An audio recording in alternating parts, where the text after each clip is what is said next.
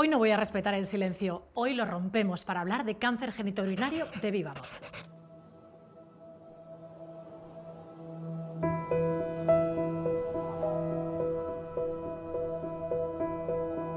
Lógicamente, el impacto en la calidad de vida de una persona que tiene un diagnóstico de cáncer de vejiga, con todas las implicaciones que conlleva, ¿no? Por ejemplo, urostomía, que creo que los tres habéis sido sometidos a ello. Sí. Para que la gente nos entienda, es una bolsita donde se recoge la orina que ya os va a acompañar durante toda la vida, ¿no? ¿Qué implicaciones tiene el hecho de comenzar una vida junto a una bolsa? Yolanda. Yo no tuve ninguna. Es que sé que mi proceso quizás fuera diferente y siempre digo que cada persona es un mundo. Para mí lo más importante era, había solución, qué tratamientos había, estar informada y ver cómo iba el proceso. La bolsa es que pasó a un segundo plano. O sea, era necesario, tenía que llevar bolsa, me conciencié de que iba a llevar bolsa para toda la vida y quizás que tuve la suerte de desde que el primer momento, cuando ya me comunicaron que me lo iban a poner, pues lo hablamos en casa, mi hija era muy pequeñita y lo hablamos de una forma tan natural que, bueno, es que hubo hasta chistes. Yo aprendí mucho de esa naturalidad, de esa inocencia, de ese no ver a los demás con otros ojos. Como en casa era una forma natural, yo me sentía igual persona y de la misma manera de antes, y pensé que para mí eso era solucionar el cáncer, ya evidentemente al no tener vejiga, si no había una problemática después, o que hubiera habido, como fue mi caso más adelante, una metástasis, pues bueno, era la bolsa o la vida, estaba clarísimo, y tenía que empezar a convivir con ella. La bolsa o la vida, ¿eh? Totalmente. Menuda sentencia. La bolsa o la vida. Entonces me miré al espejo. A mí me dieron un consejo en el hospital cuando me enseñaron a cambiarme el dispositivo. Mírate al espejo. No te vayas del hospital sin mirarte. Te impacta físicamente con esa edad, con 40 años, 41, pero me dije a mí misma, pues adelante. Me dieron en el alta, lo recordaré, el mismo día de Nochebuena. Entonces, claro, pues amigos, familia, daban por hecho que yo me iba a ir a mi casa a descansar y llegué a casa y digo, bueno, ¿y esta noche qué hacemos? Vamos a salir, ¿no? Vamos a casa. Pero tú quieres, yo sí. O sea, dije, a partir de ahora, para adelante. ¿Y para vosotros, Enrique? Para mí al principio fue muy difícil, porque además yo soy bastante grimosillo con la sangre, con las heridas, y siempre me dan horror las agujas, ¿no? ¿Sabes? O sea, cada vez que me tienen que hacer una analítica todavía me dejo así llevar. Entonces al principio fue muy duro con la ostomía porque es un agujero en tu vientre, es una hernia ya para siempre ahí colocada y te tienes que limpiar, te tienes que tocar y hay que hacer ese proceso. Yo al principio no podía, o sea, no digo que me desmayaba, pero me encontraba realmente mal de mirármelo, de reconocerme. Bueno, pero eso también es un proceso, quiero decir, poco a poco, como tienes que hacerlo, si no cada 2 días, cada 3, la vida te pone en tu sitio y al final, bueno, lo normalizas y lo hago con como cepillarme los dientes, o sea, lo mecanizas y deja de ser eso tan importante como parece ser, ¿no? Como el que al principio, que es una cosa muy grande, ¿no? Que no vas a poder superar, que esto es no vas a poder hacer casi nada, ¿no? Pues efectivamente, yo he tenido que renunciar a unas cuantas cosas, no a tantas, ¿no? Pero sí, ¿no? Pero es seguir asumiendo cuál es tu papel, qué es lo que puedes hacer y... Bueno, y al principio fue difícil, pero te digo que lo llevé, ahora lo llevo muy bien, o sea, lo llevo muy natural. Y lo del que hablábamos antes del silencio, ¿no? Que yo también hablo ya del tema con toda naturalidad. Es un proceso. Y hago esas bromas, ¿no? Yo no entro el primero al baño porque soy el que lleva sin tener ganas de mear 4 años, ¿no? No, pero sí que es verdad. Sí que es verdad que al principio te da un poco de corte, sobre todo según quién, a lo mejor con la familia no, con los más allegados, pero a la hora de ir a según qué lugar, a ver cómo le explico, que llevo bolsa, o esa angustia que puedas tener, ostras, que la tengo llena y necesito un baño para vaciarla. Claro. Pero con el paso del tiempo te das cuenta de que, bueno, cuanto más natural eres tú, más reaccionan contigo y te sorprende muchísimo. Pero yo voy a la playa, yo voy con bikini, gracias a mi hija que me dijo, tú bikini, no te pongas bañador, que pareces una yaya. Así me lo dijo. Y bueno, a mí me han ocurrido cosas de verdad increíbles, ¿no? De que se acerque una persona y que te diga, ah, pero puedes ir a la playa y puedes nadar. Es que yo al final voy a llevar una bolsa por este motivo, te explica un poco que tiene tal y cual, y me daba mucho miedo. Y es curioso porque te dice, lo que más me preocupa es no venir a la playa, porque me encanta, porque mi vida es no ya la enfermedad, o sea, ya piensas en la enfermedad, pero también en un aspecto como es un aspecto físico, un aspecto de imagen, el perder esas actividades que hacías antes, las volveré a hacer, podré ir en bicicleta, podré ir tal. O sea, te planteas muchísimas cosas. Es que claro, el miedo tiene un espectro tan amplio. Claro. Cada uno de nosotros puede tener miedo a una cuestión en particular, ¿no? Como esa señora que se te acercó en la Claro. playa y lo que le preocupaba de llevar una bolsa era el poder ir al mar. ¿Cuál fue tu caso, Marina? Yo también lo pregunté, ¿eh? Si iba a poder bañarme en la playa. Yo también lo pregunté, o sea, para mí era fundamental. Yo reconozco que no lo llevé tan bien. O sea, yo cuando me dijeron que me tenían que hacer una ostomía, estudié mucho lo que era, vi imágenes, vi fotos para tratar de hacerme una idea de qué me iba a encontrar, ¿no? O sea, yo quizá por mi carácter soy alguien que tengo que tener claro lo que va a ocurrir, entonces yo me hacía la idea de cómo me iba a ver, ¿no? Nada comparable con la realidad. O sea, yo cuando salí del quirófano y me sentaron, porque primero no te sientas, y me miré la tripa, me eché a llorar. O sea, yo reconozco que cuando yo me vi aquello, porque además al principio, no sé si a vosotros os ha pasado, es más grande, sí. Luego se reduce. Pero al principio, la herida. La ostomía, lo que es el agujero de la tripa, el estoma, pues al principio es más grande. Entonces, claro, yo me esperaba una cosa, digamos así, y me encontré con una cosa como así. Entonces yo estaba aterrorizada. Y además me decían, no, pero tú lo puedes hacer todo, si esto no es nada, si tu vida no va a cambiar. Sí, y yo decía, pero si yo no me puedo ni mirar. A mí no me dejaban salir del hospital si no era capaz de manejarme con la bolsa. Y yo decía, ¿cómo me voy a manejar si no me puedo mirar?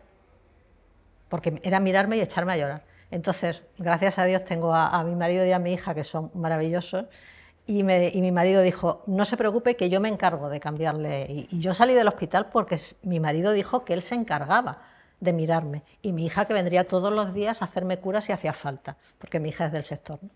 Entonces, gracias a eso me dejaron a mí salir del hospital. Yo tardé mucho. Es más, yo le decía a mi familia, no digáis nunca a nadie que esto no es nada, porque esto es durísimo, de asumir personalmente el cambio que supone en tu cuerpo y en tu modo de vida. Yo tenía que ir al baño cada media hora, tenía accidentes constantemente, entonces bueno, y así te tiras un tiempo. Lo que es verdad, que entonces yo no sabía, es que al final vivo con la bolsa sin absolutamente ningún problema. Pero es que es un proceso que cada uno lo lleva. Ella lo asumió desde el minuto 1. Él tardó un pelín más y yo fui muy lenta.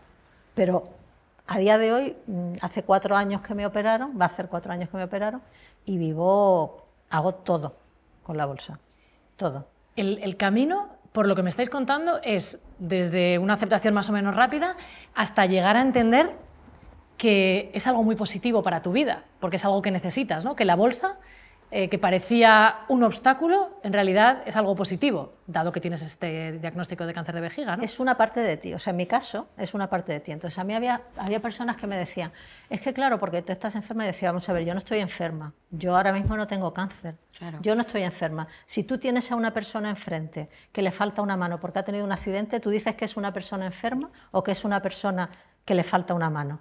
Dice, no, que le falta una mano, no es una enferma. Digo, yo tampoco. A mí me falta la vejiga, pero soy la misma persona. No ha cambiado absolutamente nada, no hay ninguna enfermedad, no hay nada dentro, solo que me falta una vejiga, ¿no? Y a cambio tengo una bolsa. Y la verdad es que yo, con todo lo que pasa en el sentido de lo que me ha costado aceptarlo, a día de hoy, a cualquiera que lo esté pasando ahora, le diría que solo es cuestión de paciencia, que se va a acostumbrar a manejarse él mismo. Yo tardé a lo mejor más de un mes en cambiarme yo la bolsa porque no podía mirarme. Y ahora, por supuestísimo, o sea, nadie... Yo tenía tantas ganas de salir del hospital que dije, venga, me la cambio podía. Yo como yo no sea. Podía. ¿Te echaste tus miedos a la espalda? ¿Eh? Yo no podía. Sí, sí. Y luego tardé mucho tiempo en hacerlo con normalidad. Me daba grima tocarme. te da miedo que te vaya a hacer daño, rozarte, te da... Pues son cosas que luego al final la práctica te vas dando cuenta que son muy llevaderas, que mecanizas una serie de cosas y es muy normal. Marina nos ha contado que ella buscó la información porque quería saber, es muy analítica, ¿no? Ella quería saber cada paso y aún así le costó mucho tiempo poderlo gestionar. En vuestro caso, ¿buscasteis información? ¿Estabais realmente al corriente de lo que iba a ser una vida con bolsa? Bueno, yo soy un poco inconsciente en mis actos, entonces pues hago las cosas un poco pues, prueba y error, prueba y error. Es verdad que al principio sí me puse en contacto con asociaciones de ostomizados, pero efectivamente esto es una enfermedad mayoritariamente de personas mayores, hombres, varones, mayores. Es verdad que es una generalidad, pero que es así. Las asociaciones, sobre todo las que hay en Madrid, pues tienen más ese perfil. Y yo pintaba muy poco en esas asociaciones, ¿no? Porque es muy poco que ver con la gente, muy poco que ver con las inquietudes, porque claro, mis inquietudes eran otras, a nivel sexual, a nivel... Pero a todos esos niveles, pues claro, esta gente, pues hablar con una persona de 80 años o 70 y muchos, pues sus necesidades eran diferentes a las mías, tenía poco más que ver, ¿no? Y entonces... A ver, por un lado está la información sanitaria, que eso la tienes. Tenemos la suerte de tener pues, grandes profesionales, tenemos las enfermeras estomaterapeutas, que hoy en día no es como hace 20 años o 30 que no habían, y búscate la vida. Te hace falta esa parte más humana, el conocer a otras personas igual que tú, porque empiezas a plantearte, bueno, pero a partir de ahora, bueno, yo mi parte sanitaria la tengo cubierta, pero necesito saber cómo es el día a día y que alguien también me pueda informar de cómo pues, hacer deporte, cómo...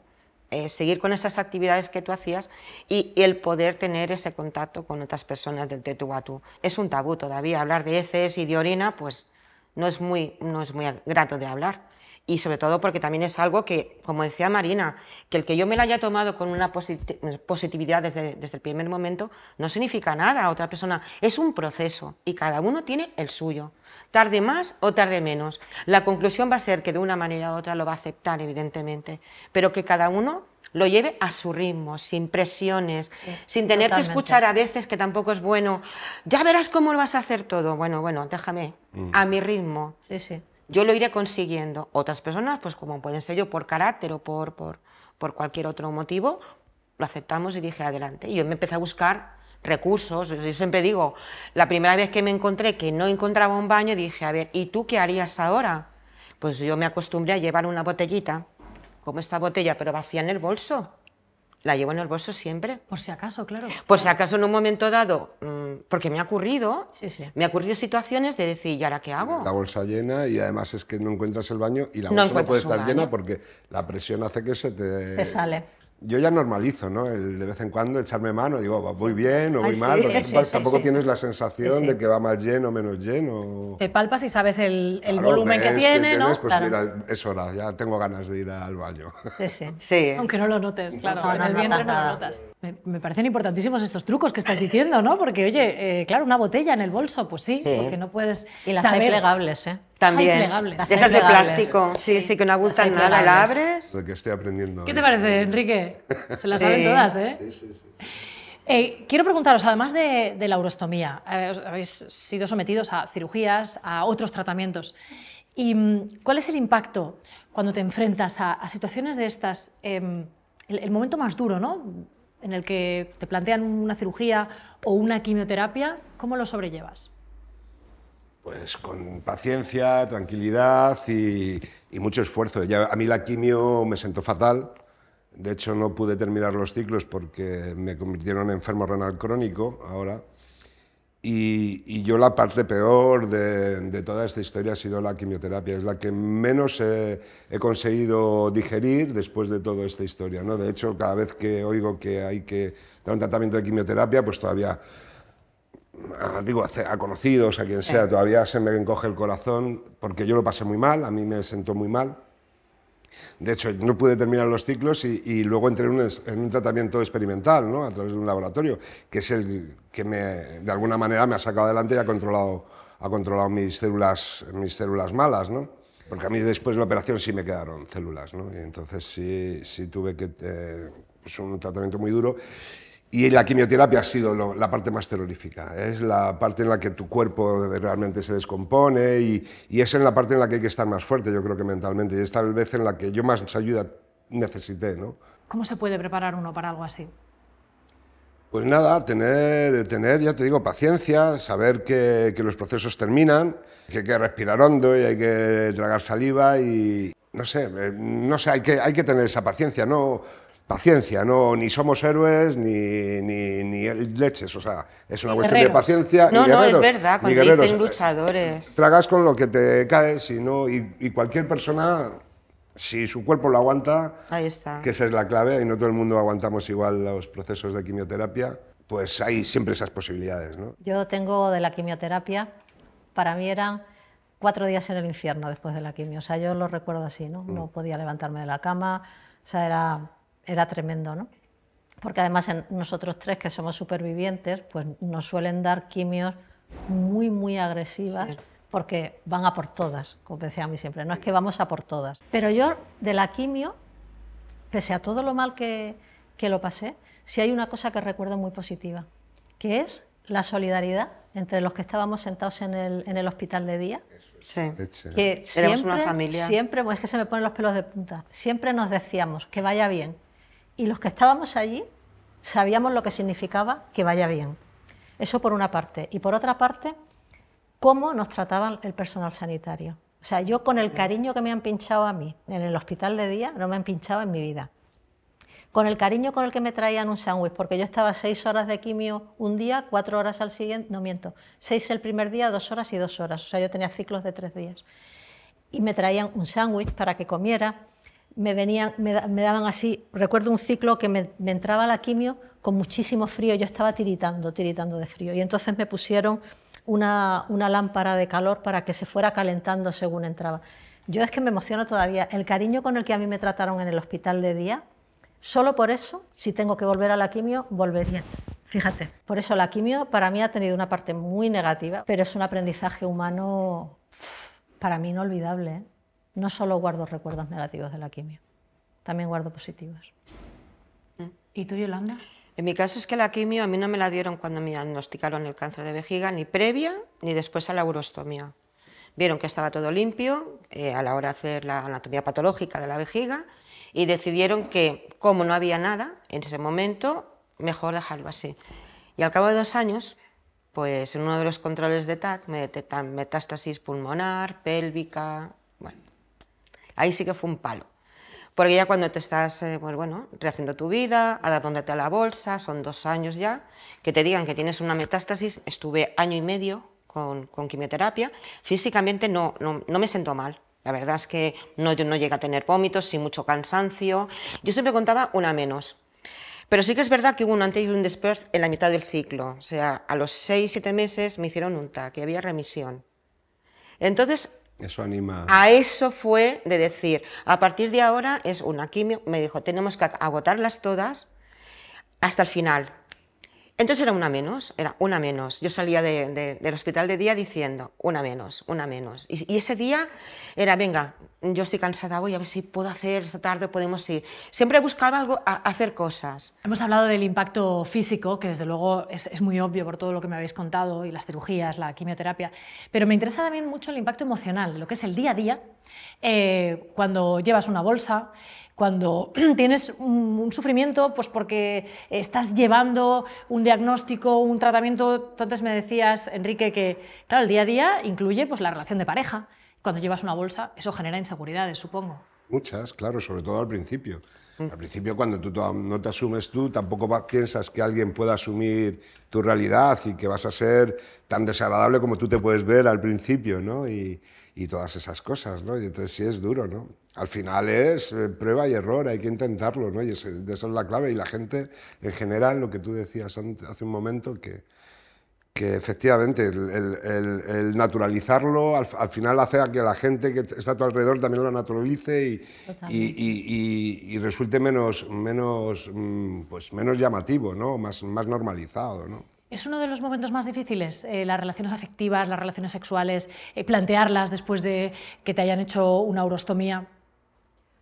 Yo en mi caso no. O sea, la verdad es que Yo he tenido muchísimas suertes en este proceso y una de ellas es la familia que tengo. Tanto mi marido, mi hija, su marido. Mi marido es un pilar absolutamente esencial. Él me vio guapa desde el minuto 1. Y cuando digo que me vio guapa, no es que me dijera qué guapa estás, pero que yo percibía que él me veía guapa desde el minuto 1. De hecho, como ya os he comentado antes, él dijo, yo lo cambio. O sea, no hay ningún problema. Esto no tiene nada, no afecta a nada. Entonces, en ese sentido, a ver, desde el punto de vista físico, claro, sí, tienes cambios. Tienes cambios porque la operación pues conlleva otras muchas extracciones, no solo la vejiga, ¿no?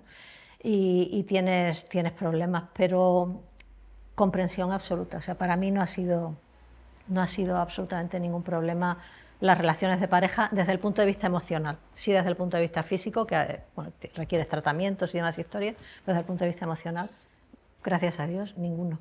Sí es verdad, y que hay que dejar bien claro que cuando nos hacen este tipo de intervención, una urostomía, y sabes que hay un cambio físico, evidentemente que las relaciones no son iguales. En el caso de los hombres también, pero hay tratamientos, pero a nivel emocional no. Es la comunicación que tú tengas con la pareja, si la tienes en ese momento, el hacerlo de forma natural, el decir, yo no he cambiado, soy la misma de antes de la intervención que ahora, lo único que llevo la bolsa y hablarlo si en algún momento. Yo también lo daría como consejo a personas que vayan a hacerle este tipo de intervención, que tengan sobre todo mucha comunicación si tienen pareja, y si no la tienen, que tampoco tengan miedo a plantearlo, porque los que estamos en asociaciones a veces nos vienen chicos jóvenes o chicas jóvenes que nos dicen, ¿y ahora cómo le digo yo a esa persona que es el que me gusta que llevo una bolsa? Porque se puede dar en muchas edades, ojo, no es lo que decimos, que esto no es de personas de una avanzada edad. ¿Cómo se lo digo? Pues ¿cómo se lo vas a decir? De una forma natural. Lo que sí me he dado cuenta que a veces cuando decimos, es que la sociedad no nos va a entender, es que la sociedad nos ve mal. No, perdón, si el tabú lo tenemos nosotros. Si yo no le explico al resto que me rodea, a la sociedad que me rodea, cómo es mi día a día, cómo se vive con una bolsa, cómo podemos pretender que se pongan en nuestro lugar algo que desconocen. Le puede chocar el primer día cuando ven, por lo típico que se ve una persona nadando en la playa o en un gimnasio, pero al segundo día es sorprendente, pero eso lo tenemos que hacer nosotros y romper ese tabú, o sea, pero ayudarles. En los entornos donde tú te puedas sentir cómodo, donde no puedas decir, es que te vas en un fin de semana con unos amigos a una casa rural y tú no te bañas en la piscina porque te avergüenzas de tu ostomía y te avergüenzas de lo que puedan pensar los demás, si les va a resultar cómodo o no va a resultar cómodo. Si tú ya no lo planteas desde el principio y lo estás tratando de ocultar, pues eso efectivamente va a tener un efecto malo en ti, en tus relaciones con los demás, y es muy complicado, ¿no? Sí. Me ha llamado la atención, decíais que os ayudó mucho, en vuestro caso, en el tuyo ahora me dirás si es así, pues que vuestras parejas estables en aquel momento pues entendieran, aceptaran tan bien y de forma tan natural la nueva situación. No sé si es el mismo caso en el tuyo, Enrique, pero me pregunto cómo debe ser conocer gente nueva. Pues es difícil. Yo me separé justo cuando me diagnostican. Yo salía con una chica y yo no, como yo me estaba negando, pues tampoco quise arrastrar a nadie y yo de hecho rompí, no le di ninguna posibilidad. Luego lo hemos hablado y ha sido, bueno, pues lo hemos entendido y hay buena onda, ¿no? Pero sí es verdad, al principio yo me negué, entonces yo rompí mis relaciones porque además el futuro que se planteaba era bastante negro a nivel sexual, ¿no? Como quedas un hombre pues con disfunción eréctil, con muchas dificultades, con tu cuerpo absolutamente transformado también y bueno, pues no sabes cómo vas a plantearlo. Y depende todo de la naturalidad, ¿no? Ahora sí estoy con pareja, ahora estoy con una chica que es absolutamente generosa, que solamente tengo motivos para darle las gracias y además fue de una manera muy natural, porque nos conocimos un día y charlando normalmente, pues había feeling, ¿no? Había como tal, y entonces cuando tocaba dar el paso yo le dije, mira, me pasa esto, pero quiero decir, en principio es una cuestión de quitarse las caretas y quitarse el tabú. Si a ti te gusta alguien y lo tienes que plantear, porque claro, no puedes llegar... Pero, Enrique, me parece importantísimo que eso no te haya hecho esconderte, sino al contrario, Bueno, seguir teniendo ganas de conocer, de amar. He estado escondiéndome mucho tiempo. Este es el segundo año sin la enfermedad patente, ¿no? Digamos, o sea, 2 años ya sin quimioterapia, sin medicación bruta, llevando pues una vida bastante razonable. Entonces, claro, efectivamente, yo soy el mismo de siempre, ¿no? ¿Sabes? Mi cabeza sigue funcionando igual, sigo teniendo los mismos deseos, las mismas ansias, las mismas ganas, ¿no? De hacer, conocer, y eso es lo que no ha cambiado en mí, ¿no? Y respecto a los planes sociales que uno puede hacer, ¿cambian mucho por el hecho de llevar la bolsa o porque puedas tener una incontinencia? ¿O aprendes, ¿no? Imagino, a adaptarte, Marina. Inicialmente muchísimo, porque por lo menos yo estaba teniendo accidentes es pérdidas constantemente. Al principio, entonces, porque no te colocas bien, bueno, pues por 1000 cosas. Porque no sea, te limpias bien, porque no haces las cosas bien. Todo nos ha pasado. Entonces, sí, aprendes incluso a controlar... Tu piel todavía no se ha hecho a la goma, o no sé, porque a mí ahora me sujetan a mí ya más. No me pasa nunca. Es decir, me pasa menos, claro. O sea, a mí no me pasa, o sea, yo tener un accidente, pues yo he pasado de tener, no sé, 2 a la semana, a tener 1 o 2 al año. Quizá. Ay, qué bien. Y es el mismo cuerpo, ¿eh? El mismo cuerpo. Tienes muchas limitaciones al principio, pero luego poco a poco es que lo haces todo, ¿eh? Realmente no hay nada que yo diga haría antes y ahora no haría. No tengo ninguna limitación en mi día a día de hoy, pero diría que los 2 primeros años, toda. Desde no puedo salir sin saber si tengo un baño cerca al que vaya a poder acceder. ¿Has cancelado planes, Marina? Muchos, todos. Al principio todos. Bueno, pero además es que yo no sé a los demás, pero desde luego en mi caso yo no hacía planes para nada. Pero no ya solo por la ostomía, sino porque no hacía planes. Pasas de planificar, yo que soy planificadora, he sido planificadora de profesión, pues pasaba de planificarlo todo a no planificar nada, porque la vida era una ruleta. Eso es una forma de silencio, un silencio social, ¿no? Que tú te autoimponías. Totalmente. Yo no hacía planes de nada, de nada.